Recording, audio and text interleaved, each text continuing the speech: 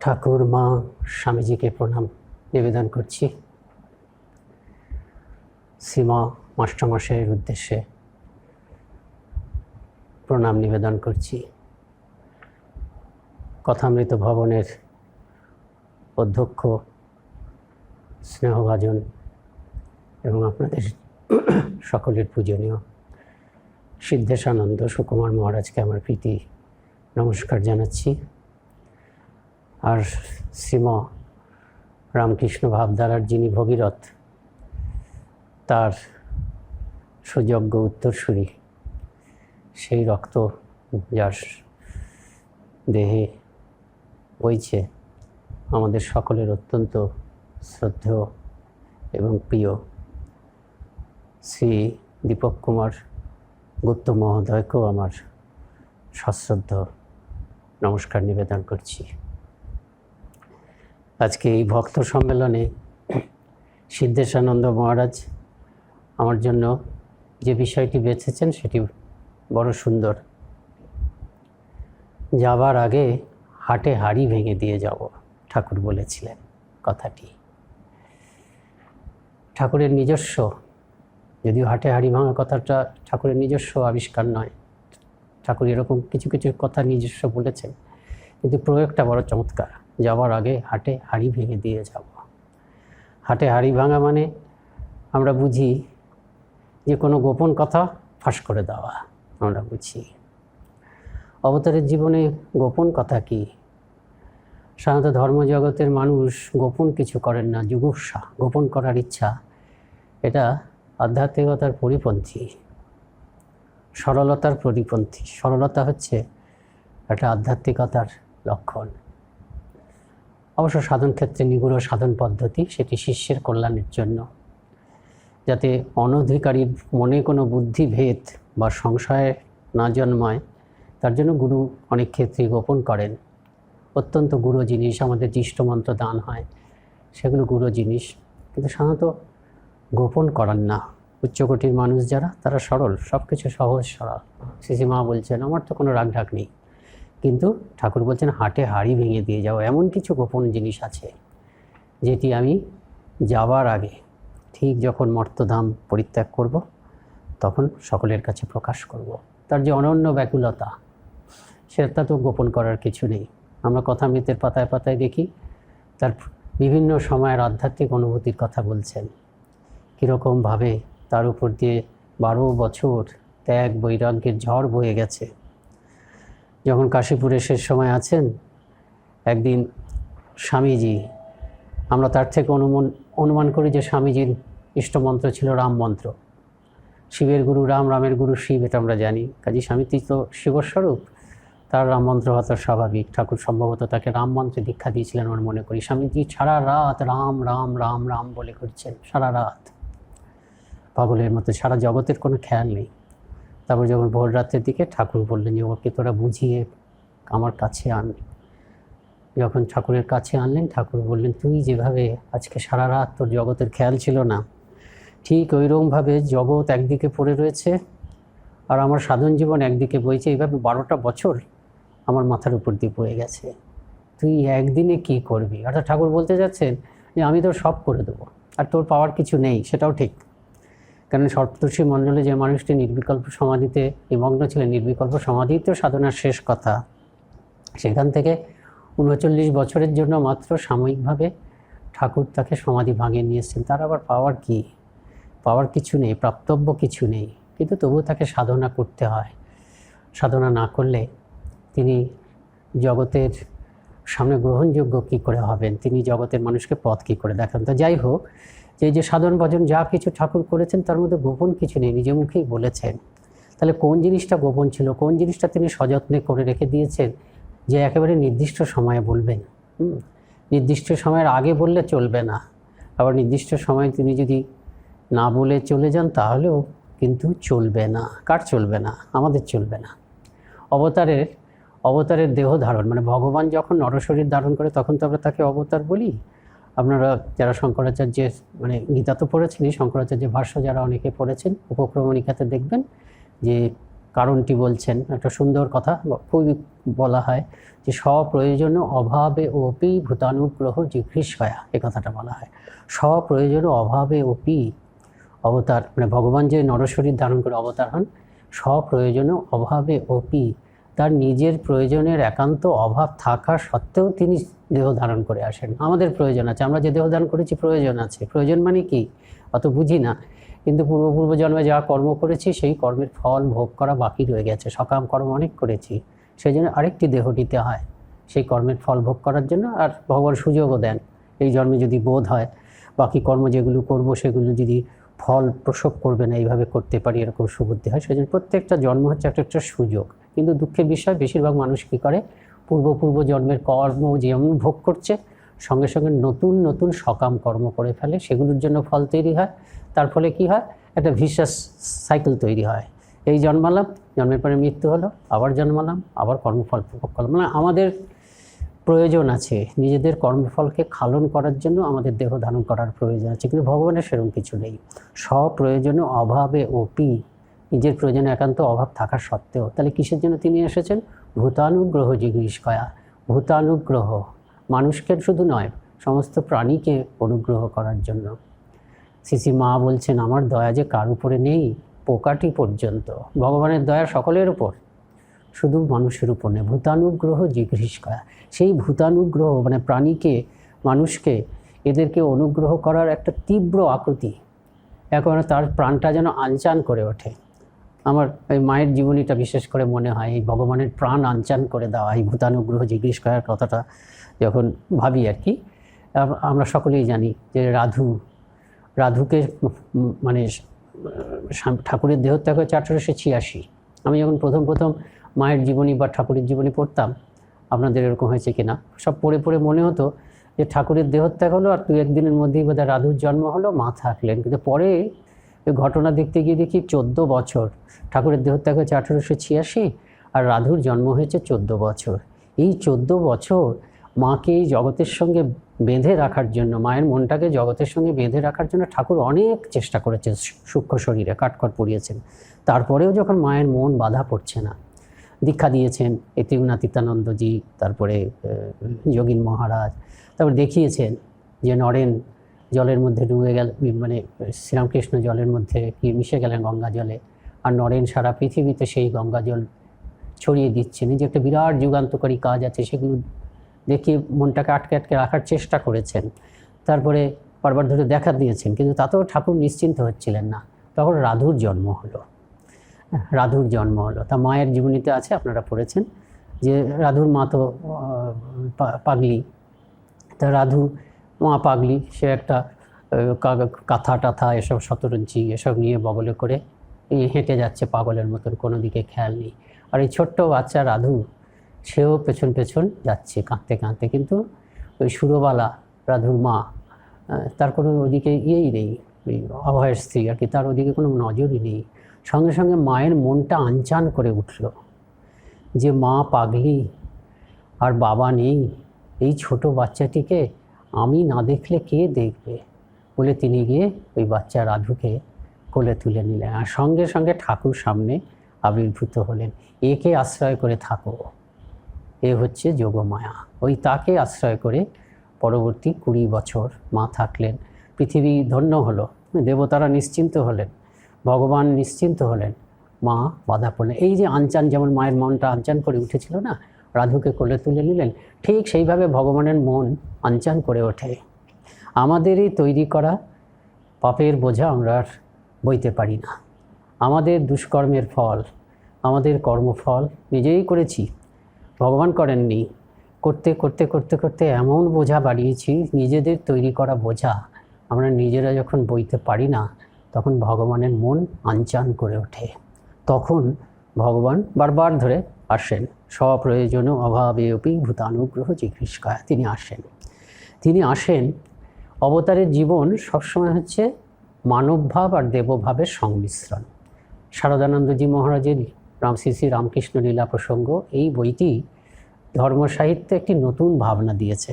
সেই ভাবনাটি কি হচ্ছে, যে অবতারের মধ্যে মানুষ ভাব থাকে। সেই জন্য এতদিন পর্যন্ত অবতারেরও যে মানুষ ভাব থাকে, এটা ভক্ত মানুষ বা তার চারপাশের মানুষ হয় সেটা লক্ষ্য করেনি, বা সেটার দিকে ধ্যান দিতে গিয়ে ভেবেছে ভুল করে ফেলছি। ভেবে তারা কি করেছেন, সেটা সারদানন্দজি উল্লেখ করেছেন যে বেশিরভাগ অবতারের কোনো সাধন জীবন নেই। কারণ তারা মনে করেন যে অবতার বা প্রফেট তারা শতই পূর্ণ, আমার সঙ্গে তার তফাৎ হচ্ছে কি আমার সাধন ভজন করতে লাগে, তিনি যদি সাধন ভজন করেন তবে তাকে যেন আমরা ছোট করে ফেললাম।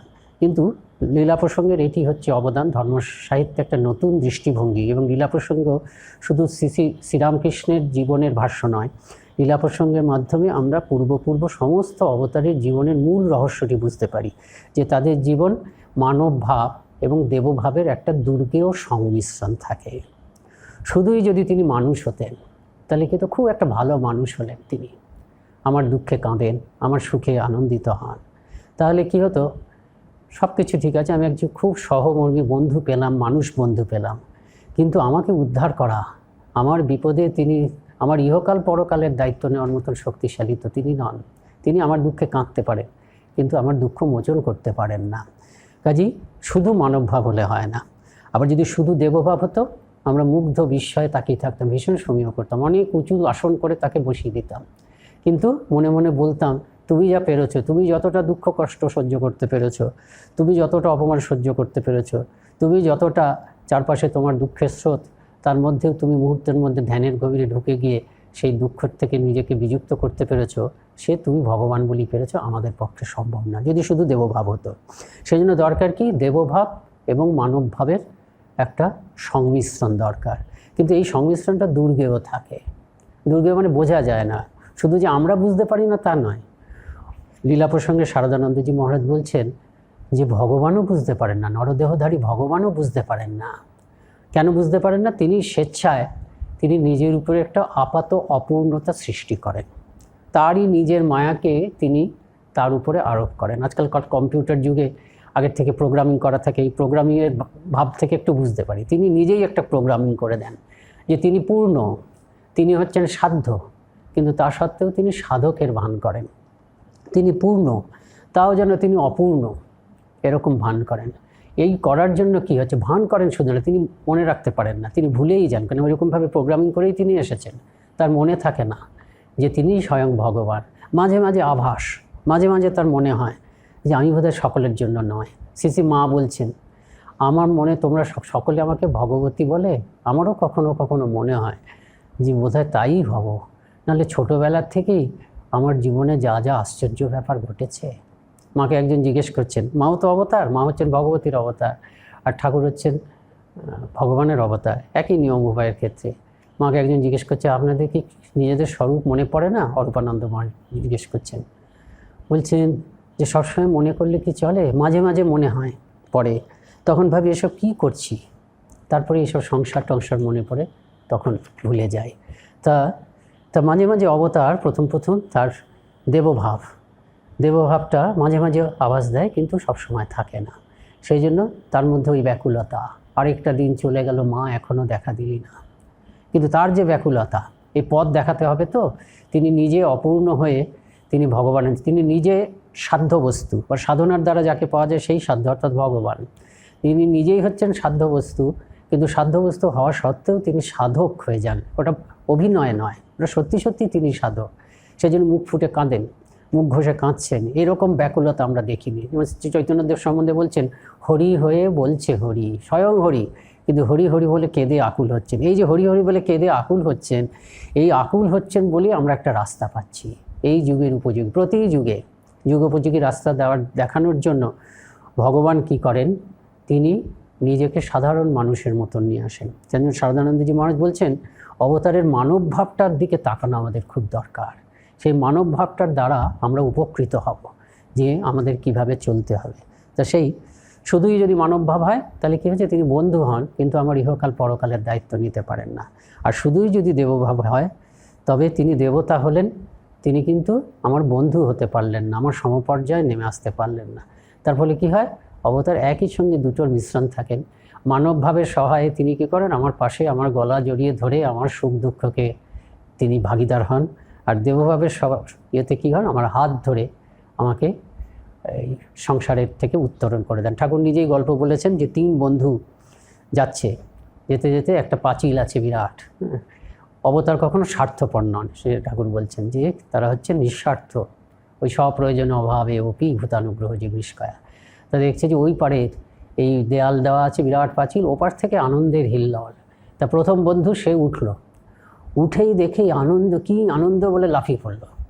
আর এরা ভাবলো, আরে আমাদের বন্ধুটাকে বললাম উঠে দেখো, সে আমাদের কিছু না বলে ওর মধ্যে ঝাঁপিয়ে পড়লো, চলো তো আমি দেখি বলে দ্বিতীয় বন্ধুটিও উঠলো পাঁচিলের উপর দেখে, পাঁচিলের উপর উঠে সে ওপাশের আনন্দ দেখে তার আর কিছু খায় না। একটু আগে নিজেরাই আলোচনা করছিল যে আমার প্রথম বন্ধুটা কীরকম স্বার্থপর, যে উঠলো আমাদের কিছু না বলেই ঝাঁপিয়ে পড়লো। কিন্তু দ্বিতীয় বন্ধু যখন উঠেছে সেও ভুলে গেছে, সেও ঝাঁপিয়ে পড়লো। এই তৃতীয় বন্ধু সে হচ্ছে অবতার। ঠাকুর লীলা প্রসঙ্গে বলছেন খুব ভাষা, যে সে যখন পাঁচিলের উপর উঠে ওই আনন্দ এত মানে ইরেজিস্টেবল, এত অপ্রতিরোধ্য, যে সেই আনন্দ দেখে তারও মনে হচ্ছে আমি ঝাঁপিয়ে পড়ি। কিন্তু সে নিজেকে রেজিস্ট করলো, অনেকটা সংযম, না এ করলে কি হবে, এই পাশে যারা দাঁড়িয়ে আছে তাদেরকে তো খবর দিতে হবে। সেই জন্য অনেক কষ্টে মনটাকে সেই আনন্দের আকর্ষণ থেকে সে উদ্ধার করে সে কী করলো, এ পাশে ঝাঁপিয়ে পড়ে অনেক লোককে সঙ্গে নিয়ে গিয়ে সে ওই আনন্দের দিকে গেল। এই হচ্ছে অবতার। তিনি কি করেন, ওই মানব ভাবের সাহায্যে তিনি আমাদের সুখ দুঃখ সীমাবদ্ধতার অংশীদার হন, এবং দেবভাবের সহায়ে তিনি আমাদের সমস্ত সীমাবদ্ধতাকে মুক্ত করার রাস্তা দেখিয়ে আমাদেরকে সত্যিই সেই আনন্দের রাজ্যে নিয়ে যান। তাই এই যে হাটে হাড়ি ভেঙে দিয়ে যাব, ঠাকুর বলছিলেন হাটে হাড়ি সর্বসাধারণের জন্য হাটে হাড়ি শেষকালে করব। কেন? যদি তার আগেই নিজের অবতারত্ব, আমি সেই যে রাম যে কৃষ্ণ আমি এসেছি, সেটা যদি সবার আগে অনেক আগেই যদি বলে দিই, সবাই আসবে তার কাছে, সাধন ভজন না করেই তার কাছে আসবে। এবং তার করুণার সমুদ্র তো ভালোবাসার সমুদ্র, লাভ পার্সনিফাইড, চির উন্মদ প্রেম ও পাথার। তিনি নিজেকে ঠিক রাখতে পারবেন না, তিনি সবাইকে মুক্ত করে দিতে চাইবেন, কিন্তু তার সেই ক্ষমতা আছে। এক লহমায় সারা পৃথিবীর মানুষকে মুক্ত করে দেওয়া, বা এক লহমায় সারা পৃথিবীর মানুষকে ঈশ্বর করে দেওয়ার ক্ষমতা তার আছে, যারা আছে। কিন্তু তিনি তো শুধু একটা সময়ের জন্য আসেন না, তিনি অনাগত কালের জন্য আসেন। কিন্তু সেইটি করলে তার যে শরীরটি আছে, শরীরটি কিন্তু এই জড়জগতের নিয়ম মেনে চলবে। সেটির ক্যান্সার হবে। এখন থাকলে কোভিড থেকেও ঠাকুর সাবধান হতো, কারণ সেটি সব নিয়ম মেনে, জড়জগতের নিয়ম মেনে চলবে। কাজেই বেশি লোককে যদি তিনি মুক্ত করেন, তবে কিন্তু শরীরটা থাকবে না। সিসি মা বলছেন, সিসি মায়ের জীবন দেখে বোঝা যায় কথা। সিসি মাও তো অবতার। সিসি মা বলছেন তার ভক্তদের, বলে দেখো আমি দীক্ষা দিলাম, আমি যা করার, তোমাদেরকে যা দেওয়ার সব করার ওই দীক্ষার সময় করে দিয়েছি। এখন যদি ইষ্ট দর্শন না হয়, এখন যদি মুক্তি না হয়, তবে দেহান্তের সময় হবেই হবে। কিন্তু সদ্য যদি মুক্তি চাও, সদ্য যদি আধ্যাত্মিক আনন্দ চাও, তবে তোমাকে নিজে সাধন ভজন করে সেটা অর্জন করে দিতে হবে। তারপর মা বলছেন, আমি পারি সবাইকে মুক্ত করে দিতে, কিন্তু আমি যদি মুক্ত করে দিই, কয়েকটিকে মুক্ত করলেই আমার শরীরটি চলে যাবে। এই শরীরটা আমার ক্ষমতা আছে, যে সত্তা ভেতরে আছে, যে নৈর্ব্যক্তিক সত্তা সারদা দেবী বলে আছেন, তার শক্তি আছে, অসীম শক্তি। কিন্তু তার উপরে যে এই জড় শরীরের যে কাঠামো, সেটির শক্তি কিন্তু অসীম নয়। কাজে সেই জড় শরীরটিকে, স্থূল শরীরটিকে বাঁচিয়ে রাখার জন্য এটি দরকার আছে, সেটিরও প্রয়োজন আছে আমাদের জন্য। সেই জন্য অবতার কী করেন, বহু আগের থেকে তার যে দেবস্বরূপ সেটা তিনি সকলকে বলেন না, কিন্তু বলেছেন, অন্তরঙ্গ মহলে বলেছেন। যেমন আমরা জানি যে ঠাকুর স্বামীজিকে বললেন একেবারে শেষকালে, যে রাম যে কৃষ্ণ সেই এই দেহে রামকৃষ্ণ।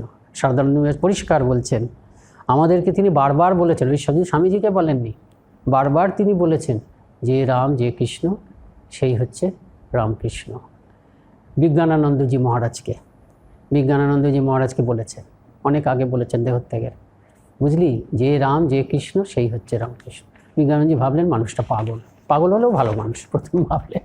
তারপরে একদিন বললেন, জানিস বৃন্দাবনে গোপীদের সঙ্গে যে রাসলীলা করেছে সে এটির মধ্যে আছে।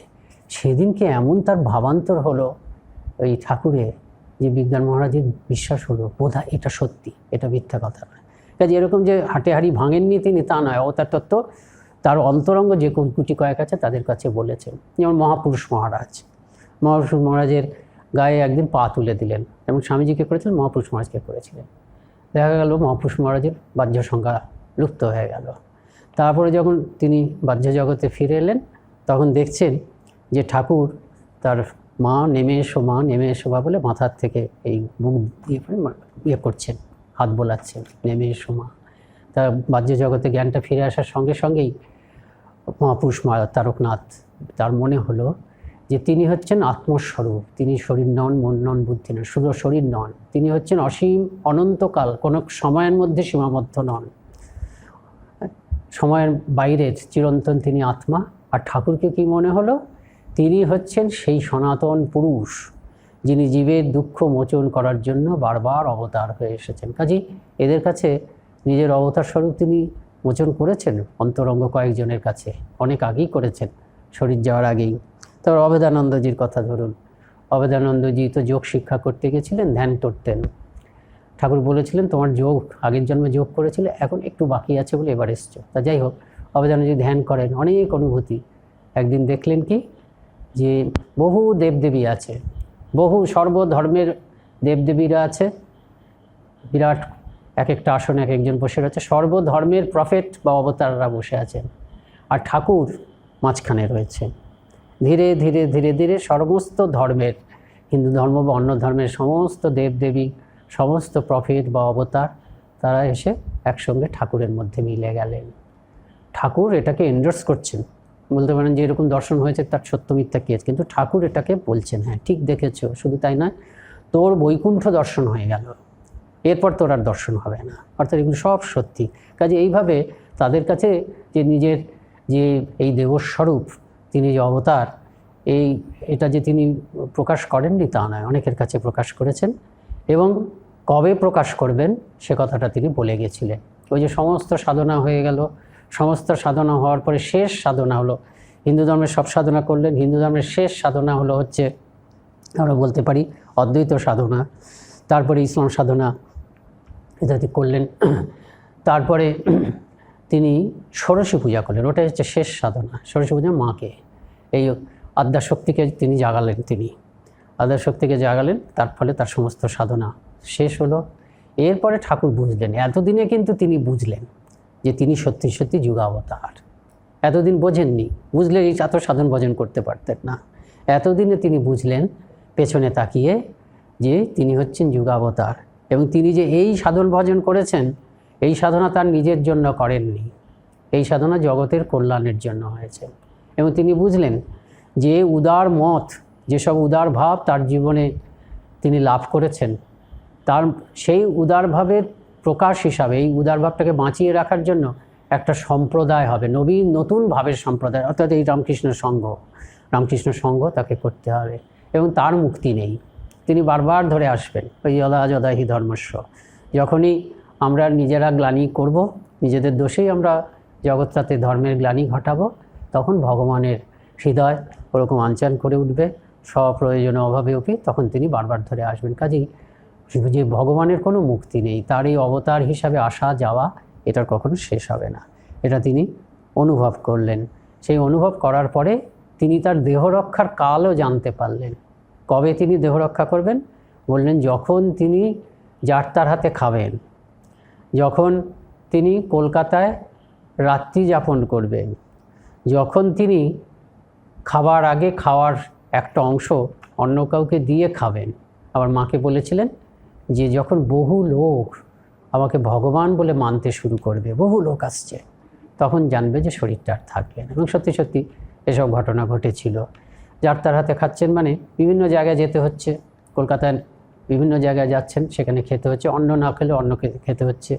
কলকাতায় বলরামবাবুর বাড়িতে তিনি কখনো কখনো রাত যাপন করছেন, আর খাওয়ার অগ্রভাগ কাউকে দিয়ে খাওয়া, এই ঘটনাটাও ঘটেছিল কি নরেনকে নিয়ে। নরেন্দ্রনাথের তখন পেটের অসুখ, সেই জন্য তিনি আর দক্ষিণেশ্বরে আসছেন না কেন, দক্ষিণেশ্বরে তার যেমন পথ্য দরকার সেরকম পথ্য পাওয়া যাবে না। কিন্তু নরেনকে না দেখে ঠাকুর তো থাকতে পারেন না। একদিন সেই জন্য নরেনকে খবর দিয়ে আনিয়েছেন, আয় তুই। এসে এদিকে নরেন তো খাবার নেই, না খেয়েই ফিরে যাবেন ভেবেছেন। এই মধ্যে ঠাকুরের খাবারটা সবসময় একটু রুগীর পথ্যর মতন মা তৈরি করে দিতেন বিশেষ করে। মশলা টশলা কম থাকতো। তা ঠাকুর বললেন যে একটা নিয়ে এসে নরেনকে দিই, নরেনকে খাওয়াবো।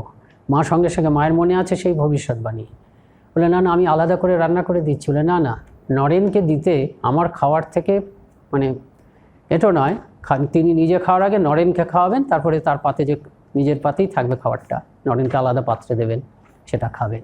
মা বললেন যে আমি রান্না করে দিচ্ছি নরেনের জন্য আলাদা করে। বলে না না, নরেনকে আমার খাওয়ার অগ্রভাগ দিতে মনের মধ্যে কোনো কুণ্ঠা হচ্ছে না। তা নরেনকে খাওয়ালেন, কিন্তু মায়ের ভেতরটা কেঁপে উঠল, কারণ ঠাকুর যা বলেছেন সেটা তো হবেই। ধীরে ধীরে শেষ চলে আসছে, গলরোগ দেখা দিল, শ্যাম্পু করে এই যে আত্মপ্রকাশ করবেন ধীরে ধীরে একেবারে সকলের সামনে। এবং দুটোতেই উপলক্ষ কিন্তু গিরিশ ঘোষ। কালী পুজোর দিন স্বামী ঠাকুর বলেছেন যে কালী পুজোর কালকে মায়ের পুজো, সব আয়োজন করে রাখিস। সব আয়োজন করা হয়েছে। ঠাকুর গম্ভীরভাবে বসে আছে, কিছু বলছেনও না। সব পুজোর আয়োজন আছে। কে পুজো করবে? নিজে করবেন নাকি অন্য কেউ করবে? কিন্তু আয়োজন করতে বলেছেন। কিন্তু গিরিশ সেও তো ঠাকুরের নির্দেশ, তার সবসময় 5 শিখে 5 আনা বুদ্ধি। ভগবান তাকে অনেক কিছু বুঝিয়ে দেন, এই লীলাতে দেখছি আমরা। গিরিশের হঠাৎ মনে হলো যে ঠাকুর যদি নিজেই পুজো করতেন তাহলে এইভাবে তো চুপ করে থাকতেন না। একদম পুজোর সময় সমাগত, তাও ঠাকুর এরকম চুপ করে আছেন। তবে কি তার মধ্যেই কি জগন্মাতার আবেশ হয়েছে? তাই হবে। আর যেই বলা সঙ্গে সঙ্গে গিরিশেরই মনে হয়েছে, সঙ্গে সঙ্গে তিনি জয় মা বলে যা সব পুজোর উপকরণ ছিল পায়ে দিয়েছেন। সঙ্গে সঙ্গে দেখা গেল মুহূর্তের মধ্যে। অন্যরা কিন্তু একটু বাইরে টাইরে গেছিলো, সঙ্গে সঙ্গে দেখা গেল ঠাকুরের মধ্যে মা কালীর আবেশ হলো, লক্ষণগুলো সেই বড়া ভয় ফুটে উঠলো। এবং তারাও সব এসে ঠাকুরের পায়ে সেই ফুল দিতে শুরু করেন। প্রত্যেকের মনে হলো যে স্বয়ং মা কালী তার মধ্যে আবিষ্ট হয়েছে। তো এইভাবে ধীরে ধীরে ধীরে ধীরে তিনি আত্মপ্রকাশ করছেন। তারপর আপনারা সেটা জানেন যে শ্যামপুকুর থেকে কাশীপুরে গেলেন, ডিসেম্বর মাসে গেলেন 1886-85 খ্রিস্টাব্দে। তারপরে একটু শরীরটা ভালো, 1 জানুয়ারি সেদিনের ঘটনা, সেটাকেই আমরা বিশেষ করে বলতে পারি একেবারে হাড়ি ভাঙা বলতে পারি। তা এই ঘটনার পরে একটা তখনকার সমকালীন একটি পত্রিকাতে খুব সুন্দর লিখেছিলেন যে এই যে বর্তমান ঠাকুর এই যুগের অবতার, তো এই যুগের অবতার সারা পৃথিবীর আন্তর্জাতিক ঠাকুর। কাজেই তিনি আন্তর্জাতিক নববর্ষ, আন্তর্জাতিক বর্ষের যে প্রথম দিনটি, সেটিকেই তিনি তার আত্মপ্রকাশের জন্য গ্রহণ করলেন। এটাকে কল্পতরু বলা হয়। কিন্তু শারদানন্দজি মহারাজ, এবং সেটা তিনি যুক্তিও দেখিয়েছেন যে শারদানন্দজি মহারাজ নাম দিয়েছেন আত্মপ্রকাশে অভয় প্রদান। কেন দিয়েছেন সেটা তিনি বলছেন যে আমরা যে পুরাণের যে কল্পতরুর কথাটা বলি, যে কল্পতরুর কথা আমরা জানি, সেই কল্পতরুর কাছে যা আমরা চাই কল্পতরু সেটিই দেয়। ভুল করে যদি খারাপ জিনিস চাই, খারাপ জিনিসই দেবে। কিন্তু ঠাকুর তো সেদিনকে কল্পতরুর কাছে ধর্ম, অর্থ, কাম ও মোক্ষ এই চতুর্বর্গের মধ্যে যা চাওয়া যায় তাই দেওয়া হয়। কিন্তু ঠাকুর তো সেদিনকে এই চতুর্বর্গের মানে আমাদের প্রার্থনার জন্য করেন, সবাইকে তিনি চৈতন্য দিয়েছিলেন। আর আরেকটা জিনিস হচ্ছে যে এটা ঠাকুরেরই কথামৃতে আছে, তিনি একটা কল্পতরুর গল্প করছেন যে কল্পতরু খুব দায়িত্ব জ্ঞান শূন্য। সে একটা পথিক, সে ইয়েতে মানে মন পথে যাচ্ছে, যেতে যেতে খুব ক্লান্ত হয়ে একটা গাছের নিচে শুয়েছে। সেই গাছটা ছিল কল্পতরু। তার হঠাৎ মনে হলো, কী ক্লান্ত, একটু যদি খেতে পেতাম। সঙ্গে সঙ্গে খাওয়ার চলে এলো। আরে বাহ, খেলো। খেয়ে টেয়ে তার একটু ঘুমটুম এসছে, একটু ঘুমানোর চেষ্টা করে, ভালো ঘুম হচ্ছে না, একটা যদি ভালো বিছানা পেতাম, সঙ্গে সঙ্গে ভালো খাট বিছানা চলে এলো, খুব ভালো, সে ঘুমোবে।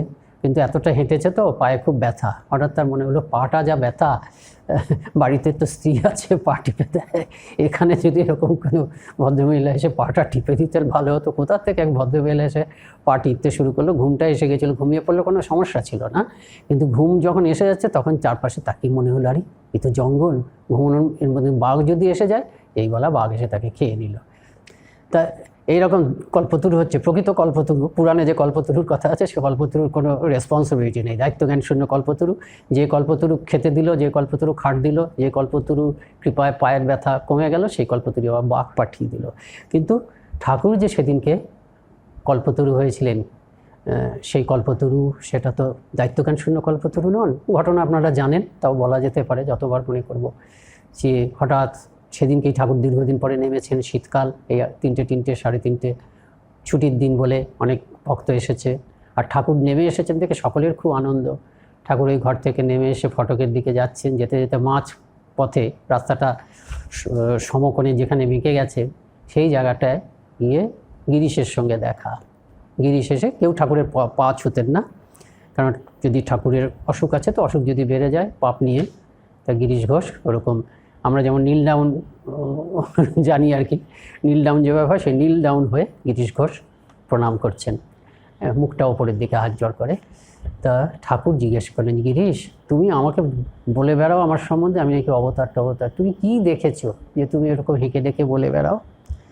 সঙ্গে সঙ্গে ঠাকুর যেই প্রশ্ন করবেন গিরিশ তো জানতেন না, এবং মানে একবার হঠাৎ প্রশ্ন, কিন্তু সঙ্গে সঙ্গে মানে কি আন্তরিক উত্তর যে গিরিশ বললেন ওরকম যে ঊর্ধ্বমুখ করজোড়ে, দৃশ্যটা কল্পনা করুন, ওইরকমভাবে হাঁটুর উপরে ভর দিয়ে বসে আছেন, ঠাকুরের দিকে ঊর্ধ্বমুখে তাকিয়ে আছেন মাটির উপরে, এবং করজোড়ে গিরিশ বললেন, ব্যাস বাল্মীকি যারই হত্যা করতে পারে না আমি কিভাবে তারই হত্যা করব।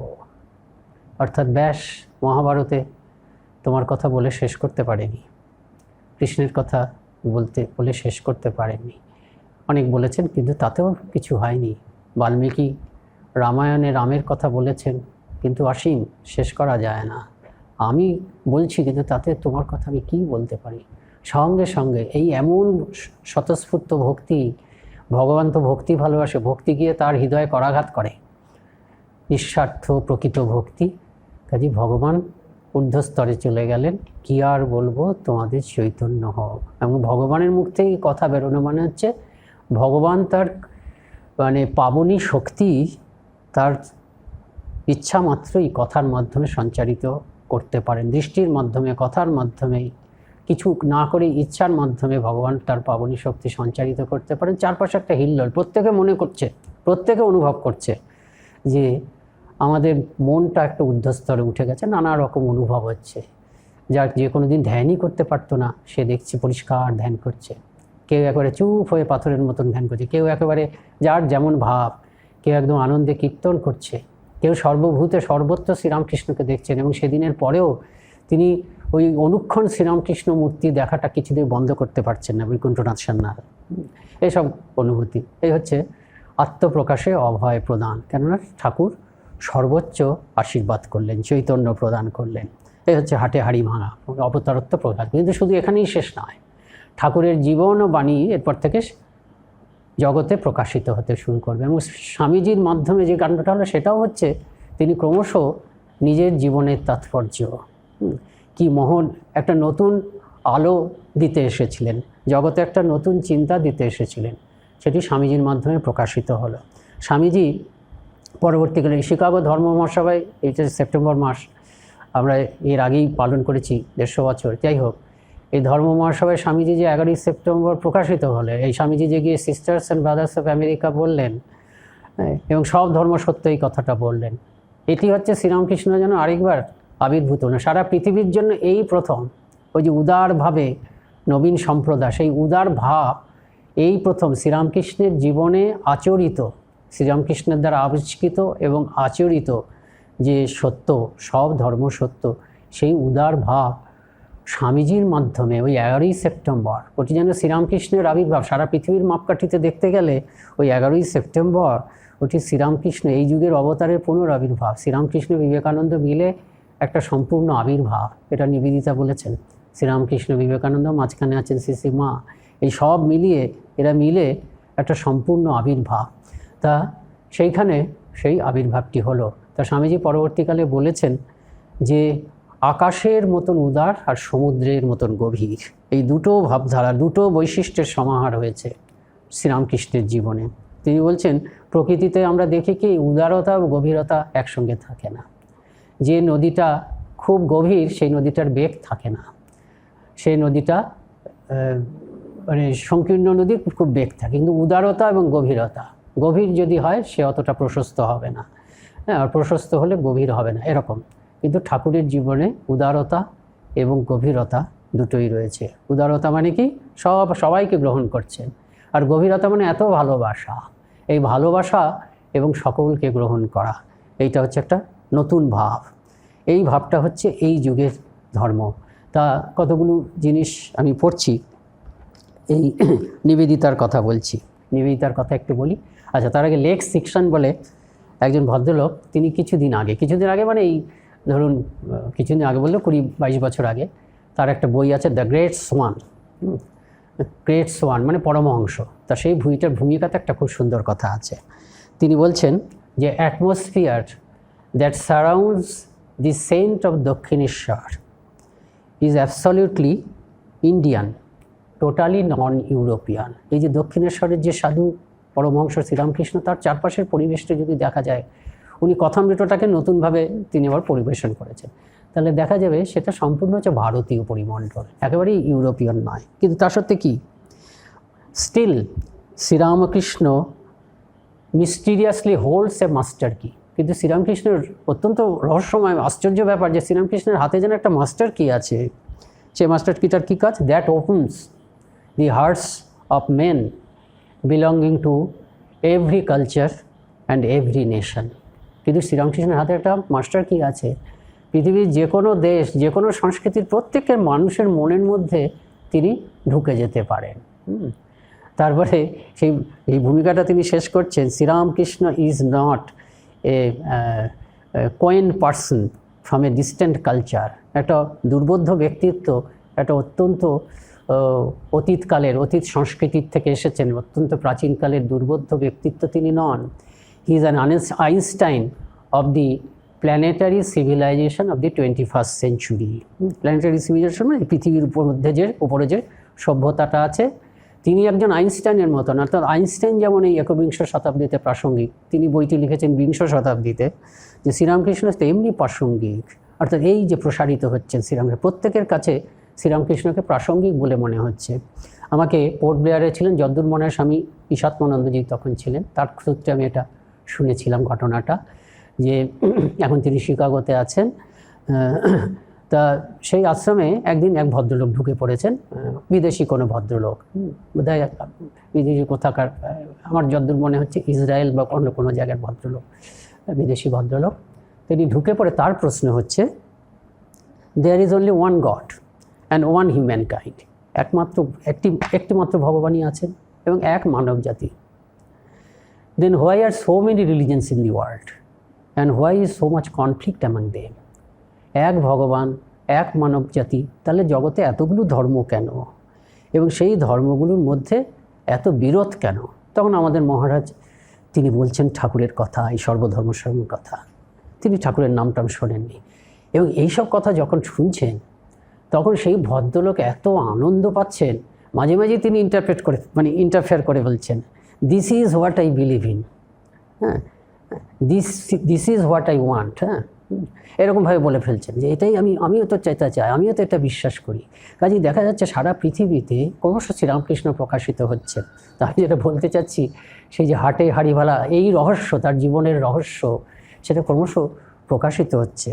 যে পৃথিবীর শান্তিকামী মানুষ, বেশিরভাগ লোকই শান্তিকামী মানুষ, এবং পৃথিবীর বেশিরভাগ লোকই কিন্তু একটা আধ্যাত্মিক মনোভাব সম্পন্ন। এরকম শান্তিকামী আধ্যাত্মিক মনোভাব সম্পন্ন মানুষ, তারা যখন সরল চোখে পৃথিবীর ধর্মগুলোর দিকে তাকায়, তারা বড় ব্যথা পান, যে ধর্মকে তাদের বিশ্বাস করতে ইচ্ছা হয়, কিন্তু তারা যখন দেখে যে ধর্মে এত বিরোধ, তখন তারা কোথায় যাবেন ভেবে পান না। তারা অনেকে ভুল করে এই সিদ্ধান্ত করে ফেলেন যে ধর্মের জন্যই সব কিছু গোলমাল। সেই জন্য আজকাল এরকম কথা হচ্ছে যে godless religion. We believe in spirituality but not in religion, godless religion. কেন? প্রত্যেকটা ধর্ম ভগবানের একরকম ব্যাখ্যা দেয়, সেজন্য ঝগড়া হয়। রিলিজিয়ান মানেই প্রাতিষ্ঠানিক রিলিজিয়ান ধর্ম মানেই হচ্ছে ব্যক্তি, সেজন্য তারা আধ্যাত্মিকতায় বাস করে। রিলিজিয়ান লেস স্পিরিচুয়ালিটি, কোনো ধর্মে বিশ্বাস করি না, হ্যাঁ, কিন্তু আধ্যাত্মিকতাতে বিশ্বাস। তারা যখন হঠাৎ দেখেন যে তাদের একেবারে অন্তরাত্মার আকাঙ্ক্ষিত কথা 150 বছর আগে পৃথিবীরই একজন মানুষ, সে তার নিজের জীবনে অনুভব করে আচরণ করে জগতে দিয়ে গেছেন, এবং বেশ কিছু সংখ্যক মানুষ সেগুলোকে অবলম্বন করে চলছে, তখন তারা আনন্দ আর রাখতে পারেন না। আমি বাণেশানন্দজি, যিনি জার্মানিতে আছেন, তার কাছে শুনেছিলাম যে একজন ভদ্রমহিলা পরে তার কাছে দীক্ষা নিয়েছেন, তিনি ওই কোনো একটা স্টেশনে গসপেল অফ শ্রীরামকৃষ্ণ পেয়েছেন। সেই যে এক ভেন্ডারের কাছ থেকে, তখন বোধহয় কেনেন উনি, খালি ওল্টাচ্ছেন, ওই যে দাঁড়িয়ে দাঁড়িয়ে দাঁড়িয়ে দাঁড়িয়ে পড়ছেন না, পাতার পর পাতা পড়ে যাচ্ছেন, পাতার পর পাতা। এই কি নতুন জিনিস, এরকম তো শুনিনি যে এত উদারতা সকলকে নিয়ে গ্রহণ করা। কাজেই এই যে এমন একটা যুগে আমরা জন্মেছি, এই যুগটা, এটা হচ্ছে গ্লোবালাইজড ওয়ার্ল্ড। তো এই যে বিশ্বায়িত জগৎ, এই বিশ্বায়িত জগতের গুণ যেমন আছে, হয়তো ত্রুটিও আছে, কিন্তু একটা গুণ হচ্ছে কি, আপনি নিজেও যদি চেষ্টা করেন অন্যের চিন্তার দ্বারা প্রভাবিত না হয়ে পারবেন না। আবার আপনি যদি নিজেও না চান, তবে আপনার চিন্তা দ্বারা অন্যকে অজ্ঞাতসারে প্রভাবিত না করেও পারবেন না। এই ক্ষেত্রে শ্রীরামকৃষ্ণের বাণী, এবং স্বামীজি সেটিকে বহন করলেন। তো স্বামীজি তো শিকাগোতে বললেন, একটা বলছি পুরনো দিনের স্বামীজি 1896 খ্রিস্টাব্দে ডিসেম্বর মাসে ইংল্যান্ড থেকে রওনা হলেন, তখন এসে পৌঁছননি। ইন্ডিয়ান মিনারের 3 জুলাই 1896, 1896 একটা খবর বেরিয়েছিল। এই খবরটা হচ্ছে একটা ইন্টারভিউ। সেখানে দেখা যাচ্ছে আমেরিকার একটা পত্রিকার থেকে কয়েকজন বুদ্ধিজীবী তাদের ইন্টারভিউ নিয়ে সেখানে বেরিয়েছিল, সেইটাই আবার রিপ্রোডিউস করেছে ইন্ডিয়ান মিরার। তাতে দেখা যাচ্ছে যে নিউ ইয়র্কের কিছু মানুষ, তারা শ্রদ্ধা সহকারে বেদান্ত দর্শন পড়ছেন, বেদান্ত আলোচনা করছেন। তাদের প্রতিভু হয়ে মিস ফিলিপস বলছেন, ইন্টারভিউয়ারকে, যিনি ইন্টারভিউ নিয়েছেন, আমরা বুঝেছি অনেক যীশুখ্রিস্ট এসেছেন, তারা প্রত্যেকেই বেদান্তের দর্শনগুলির প্রকাশক। There have been many Christs, all represent the fundamental principles of the Vedas. তাদেরকে জিজ্ঞেস করছেন, তাহলে কি তোমরা এই যীশুখ্রিস্টকে অগ্রাহ্য করছো, বা তোমাদের খ্রিস্ট ধর্ম থেকে তোমরা দূরে সরে যাচ্ছ না? তখন তারা খুব জোর দিয়ে বলছেন, we are not giving up the religion of our forefathers. না, আমরা আমাদের পূর্বপুরুষদের খ্রিস্ট ধর্মকে ত্যাগ করছি না। Not the Christ of Nazareth, ওই নাজারেথের ক্রাইস্টকেও আমরা অস্বীকার করছি না। আমরা যেটা করছি সেটা কি, it is delving to the roots of all religions, leaving us free to worship in whatever form we choose. আমরা প্রত্যেকটা ধর্মের গভীরে যাচ্ছি, এতে আমরা স্বাধীনতা লাভ করছি যে আমরা কোন ধর্মমত, কোন পথে আমাদের ধর্মকে পালন করব। হ্যাঁ, আমরা খ্রিস্টান থাকব, কিন্তু কোন মনোভাব নিয়ে আমরা আমাদের খ্রিস্ট ধর্মকে পালন করব, কোন মনোভাব নিয়ে আমরা অন্য ধর্মকে দেখব, সেখানে আমরা একটা স্বাধীনতা আবিষ্কার করতে পারছি। এবং তার ফলে কী হবে আমরা বুঝতে পারছি, so that we may better understand the religion of Jesus and Nazareth. এবং আমরা একদম কনফিডেন্ট যে এর মাধ্যমে, এই বেদান্তের মাধ্যমে আমরা যীশুখ্রিস্টের ধর্মকে, খ্রিস্ট ধর্মকে এবং আমাদের অবতারকে, আমাদের প্রফেট অর্থাৎ যীশুখ্রিস্টকে আমরা ভালোভাবে বুঝতে পারবো। আপনারা জানেন সেই মোহাম্মদ সরফরাজ হোসেনকে স্বামীজির লেখা বিখ্যাত চিঠি, যেটার মধ্যে আছে যে ভবিষ্যৎ future perfect India will come up with a Vedanta brain and Islamic body, সেই চিঠির মধ্যে আরও সুন্দর সুন্দর কথা আছে। We want to lead mankind to a place where there is neither the Bible, not the Vedas, not the Quran, but through the Vedas and the Bible and the Quran only we have to reach that place. Mankind ought to be taught that the religions of the world are but varied expressions of the religion, এই আটটা হচ্ছে capital. তারপরে বলছেন, mankind are to be taught that the religions of the world are but the varied expressions of the religion which is oneness. সেই একত্ব স্বরূপ ধর্ম, একত্ব, সব এক, সেই ধর্মই বেদ, বাইবেল, কোরআনের মধ্যে দিয়ে এসছে। বেদ, বাইবেল, কোরআনকে ত্যাগ করা নয়, কিন্তু বেদ, বাইবেল, কোরআনের মধ্যে দিয়ে যেতে হবে, কিন্তু সেখানেই সীমাবদ্ধ থাকলে চলবে না। স্বামীজি শিকাগো ধর্মসভায় সেটাই বললেন, it is good to be born in a church, but it is bad to die there. এখানে চার্চ মানে খ্রিস্টীয় চার্চ বলছেন না, যে কোনো প্রাতিষ্ঠানিক ধর্মকেই স্বামীজি এখানে চার্চ বলতে বলছেন। আমি হিন্দু হয়ে নিশ্চয়ই জন্মগ্রহণ করব, কিন্তু চিরকাল আমি শুধু নিজেকে হিন্দু বলবো না, আমি তো হিন্দু বটেই। যেমন আমি বাঙালি, বাঙালি মানে শুধুই বাঙালি নয়, আমি ভারতবাসীও বটে।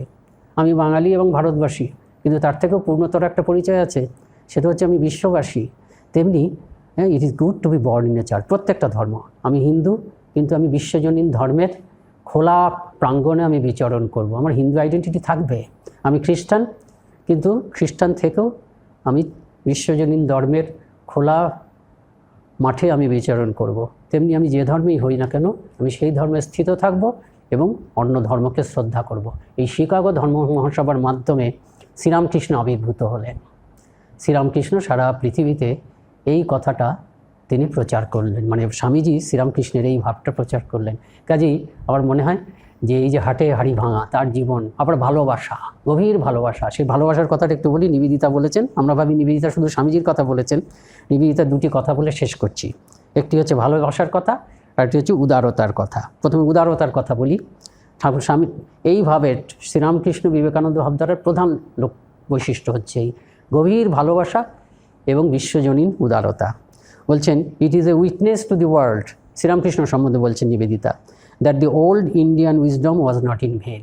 শ্রীরামকৃষ্ণের জীবনটা প্রমাণ যে প্রাচীন যে ভারতীয় প্রজ্ঞা সেটা বৃথা নয়। It is of course true that in no other country could he have occurred. এটা ঠিক, নিশ্চয়ই সত্য যে ভারতবর্ষ ছাড়া কোথাও এই শ্রীরামকৃষ্ণের মতন উদার ব্যক্তিত্বের জন্ম সম্ভব ছিল না। কেন ভারতবর্ষের বা হিন্দু ধর্মের বাতাবরণের মধ্যেই আছে সর্বজন গ্রহিষ্ণুতা, যে কথাটা স্বামীজি বলেছেন যে আমাদের ধর্মের মধ্যে বর্জন বলে কিছু নেই, ভারতবর্ষ সবসময় গ্রহণ করেছে। কাজেই সব ধর্মকে যিনি সত্য বলে মনে করবেন, সেই সর্বধর্ম সত্য বাণীর যে প্রফেট, সেই প্রফেট ভারত ছাড়া কোথাও জন্মানো সম্ভব নয়। কিন্তু তার জন্য যেন আমরা এটা না ভাবি। নিবেদিতা তারপরেই বলছেন, but it is not true that he express the mind of India alone. কিন্তু এটা যেন আমরা কেউ না ভাবি যে ভারতে জন্মেছেন বলেই তিনি শুধু ভারতীয় মানসিকতায় ভারতবর্ষের মানুষের মনটাকেই তিনি প্রকাশ করেছেন, নট ইভিন চিফলি, এবং প্রধানত প্রকাশ করেছেন সেটাও যেন আমরা না বলি। কি বলছেন তিনি তারপরে? কারণ আমরা যাকে কালীর উপাসক বলে অনেকে শুধু মনে করি, for in him met the feeling and thought of all mankind. শ্রীরামকৃষ্ণের মধ্যে সারা মানব জাতির মানে গোটা মানব জাতির চিন্তা ভাবধারা সম্মিলিত হয়েছেন। And he, Sri Ramakrishna, the devotee of Kali, যাকে আমরা অনেকে হয়তো শুধু মা কালীর ভক্ত বলে মনে করি, রিপ্রেজেন্টস হিউম্যানিটি, সমস্ত মানব জাতির তিনি প্রতিভু। এটা হলো এই উদারতা। আর ভালোবাসার কথা কি, সেইটা নিবেদিতার কথাটা বলে শেষ করছি। বলছেন যে in this man's love there was no limitation anywhere. এই শ্রীরামকৃষ্ণের ভালোবাসার মধ্যে কোনো সীমা পরিসীমা ছিল না। His longing was for the salvation of every soul in a whole world. একটা পরিপূর্ণ পৃথিবী থাকবে এবং সেই পরিপূর্ণ পৃথিবীতে প্রতিটি মানুষের মুক্তি হবে, একটি সর্বাঙ্গ সুন্দর জগৎ হবে, প্রত্যেকটি মানুষের মুক্তি হবে। এই universe from which one most insignificant was missing could not have seemed perfect in his eyes. যদি দেখা যেত যে শ্রীরামকৃষ্ণের জগৎ থেকে একটি অত্যন্ত নগণ্য, অত্যন্ত পাপী, একদম ঘৃণ্য লোককে বাদ দেওয়া হয়েছে, যে তোমার শ্রীরামকৃষ্ণের জগতে স্থান নেই, তবে শ্রীরামকৃষ্ণই বোধহয় সেটাতে আপত্তি করতেন অবশ্যই। বলছেন না, ও যদি আমার এই জগতের মধ্যে না আসে, আমার জগৎটা কিন্তু পারফেক্ট হবে না। কাজে এই হচ্ছেন আমাদের শ্রীরামকৃষ্ণ, স্বামীজির মাধ্যমে এবং তার নিজের মাধ্যমে তো বটেই, তিনি নিজেকে প্রচার করলেন, প্রকাশ করলেন, এবং তিনি ক্রমশ প্রকাশিত হচ্ছেন, বিস্তৃত হচ্ছেন তার গভীর নির্বিচার ভালোবাসা এবং নির্বিচার গ্রহিষ্ণুতার জন্য, সর্বজনগ্রহিষ্ণুতার জন্য। তব কথামৃতমে অবতার বরিষ্ঠ বলে একটি লেখা লিখেছেন স্বামী লোকেশ্বরানন্দজি। ওটার শেষ শব্দটা হচ্ছে, শেষ লাইনটা হচ্ছে, শ্রীরামকৃষ্ণ এক বিরাট সর্বগ্রাসী আলিঙ্গন। জয় ঠাকুর, জয় মা, জয় স্বামীজি, জয় মাস্টারমশাই।